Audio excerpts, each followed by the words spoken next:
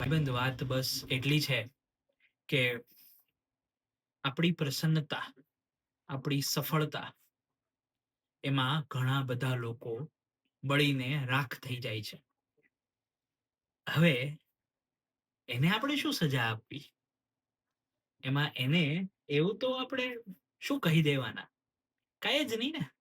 બસ એના માટે પ્રાર્થના કરીએ કે કદાચ એ પણ એટલું જ સફળ થઈ શકે.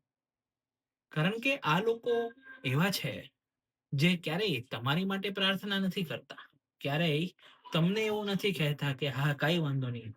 આને જે સફળતા મળી છે એ ભલે મળી. આને જે કાંઈ પણ મળ્યું છે એ સારું થયું, એ લાયક હતો. નહીં. એ તો બસ એટલા વેરના જ બીજ વાવ્યા કરે છે.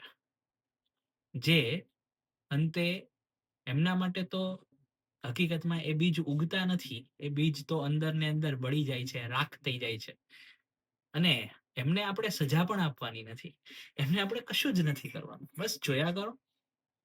એમના માટે આપણી જેવી પ્રસન્નતા, આપણા જેવી સફળતા મેળવવી અઘરી છે. પણ કદાચ જો ટ્રાય કરે તો થઈ શકે ખરું.